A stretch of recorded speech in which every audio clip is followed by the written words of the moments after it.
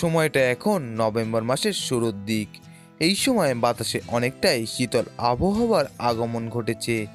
এই শীতল আবহাওয়ার জন্যে আমার সবকটি কুল গাছে বেশ ভালো মাত্রায় কুল সেট হয়েছে, তা তো আপনারা দেখতেই পারছেন।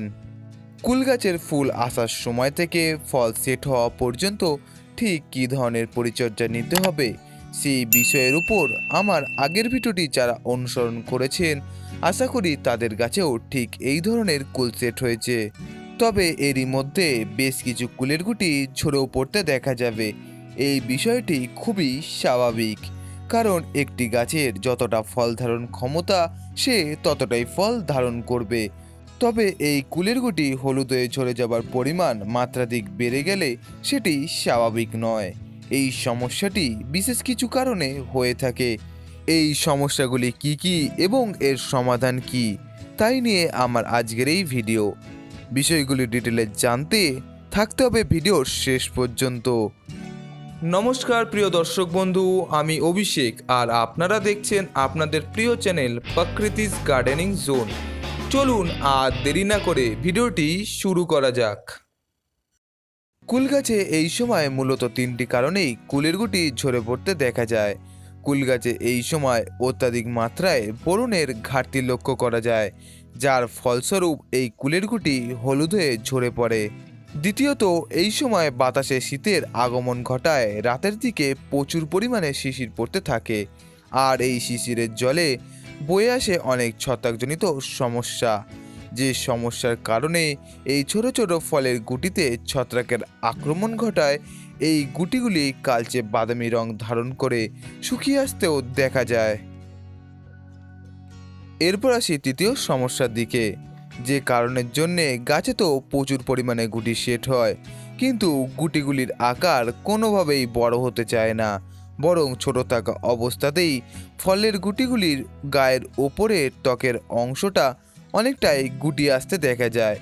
এই সমস্যাটি সাধারণত গাছের প্রয়োজনীয় প্রাথমিক পুষ্টির অভাবেই দেখা যায়। এছাড়া এখনও গাছে প্রায় 40 থেকে 50% ফুল রয়েছে।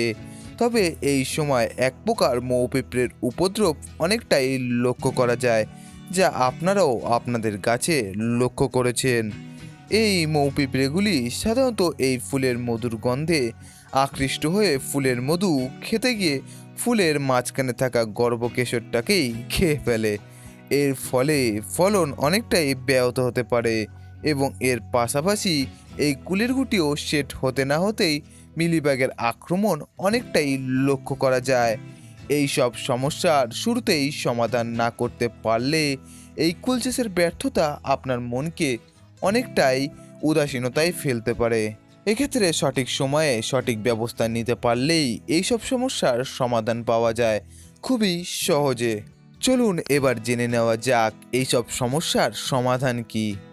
আমার আগের ভিডিওটিতে বলা সবকটি পদক্ষেপ যারা অনুসরণ করেছেন, আশা করি তাদের গাছে তেমন কোনো রোগ পোকার উপদ্রব সহ ফল পড়ার সমস্যা অনেকটাই কম লক্ষ্য করা যাচ্ছে।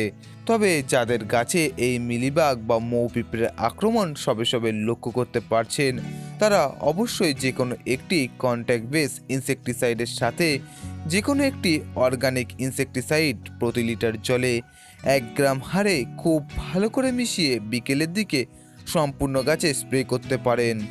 এই ধরনের কন্ট্যাক্ট বেস ইনসেকটিসাইড খুবই দ্রুত কাজ করে থাকে এবং খুবই অল্প দিনের মধ্যেই এর প্রভাব প্রায় হারিয়েও যায়।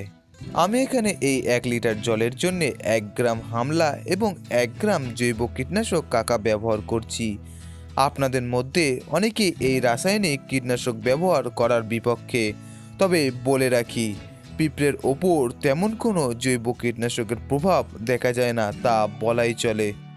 এই সময় প্রচণ্ড কুয়াশায় বিভিন্ন ছত্রাকজনিত সমস্যার হাত থেকে অবশিষ্ট ফুল ও ফলকে বাঁচাতে যে কোনো একটি বেসিক ফাঙ্গিসাইড যেমন স্যাপ, স্প্রিন্ট, ম্যানসার ব্যবহার করতে পারেন।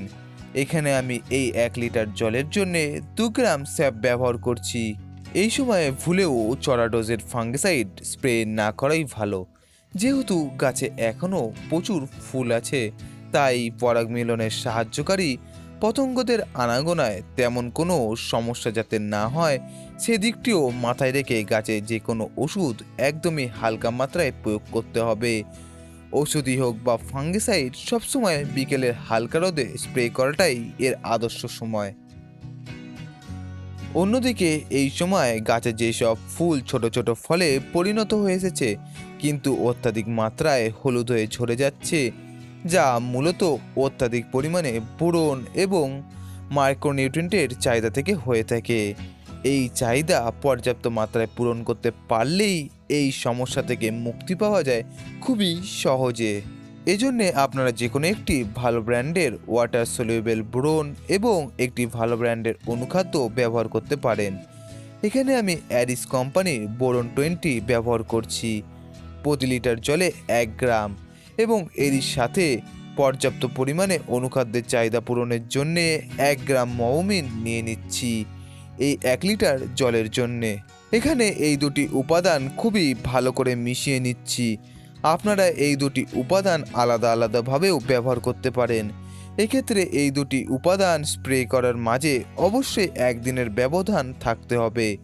ভালো করে এই উপাদানগুলি মেশানো হয়ে এলে সকালের হালকা রোদে অর্থাৎ 9টা থেকে 10টা এই সময়সীমার মধ্যে স্প্রে করতে পারলে এর ফলাফল খুবই ভালো পাওয়া সম্ভব।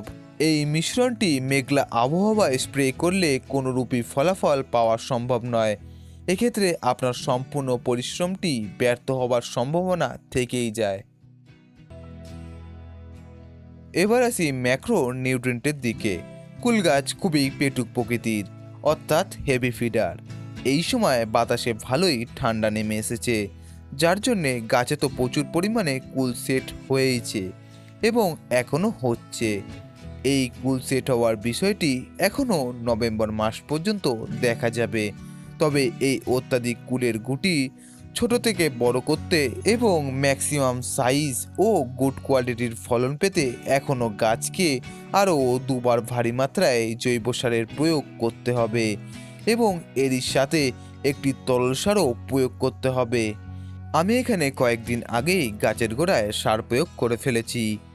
এই দুটি সার কিভাবে প্রস্তুত করতে হয় এবং কতটা পরিমাণে গাছে প্রয়োগ করতে হবে সেই বিষয়ের উপর আমি আমার আগের ভিডিওটিতেই ডিটেলে আলোচনা করেছি, তাই আর একই কথা বলে অযথা ভিডিওটি বড় করলাম না। সেই ভিডিওটি যারা এখনও দেখে উঠতে পারেননি তাদের জন্যে সেই ভিডিওর লিংক নিচে ডেসক্রিপশন বক্সে এবং উপরের আই বাটনেও দেওয়া রইল। ভিডিওটি আপনারা আপনাদের প্রয়োজনে একবার দেখে নিতে পারেন। আপনাদের এই ভিডিওটি কেমন লেগেছে তা অবশ্যই কমেন্ট বক্সে জানাবেন। ভিডিওটি ভালো লাগলে একটি লাইক এবং আপনাদের বাগানপ্রেমী বন্ধুদের সাথে শেয়ার করার অনুরোধ রইল সকলকেই।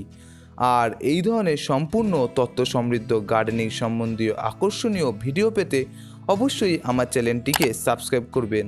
এছাড়া আমার এই ধরনের নতুন নতুন ভিডিও সবার আগে পেতে সাবস্ক্রাইবের পাশে থাকা বেল আইকনটি প্রেস করতে ভুলবেন না। ভিডিওটি শেষ পর্যন্ত আমার সাথেই থাকার জন্য ধন্যবাদ। আপনাদের বাগান গড়ার স্বপ্নটা হোক অটুট, এই বলে আমি আজকের এই ভিডিওটি শেষ করলাম।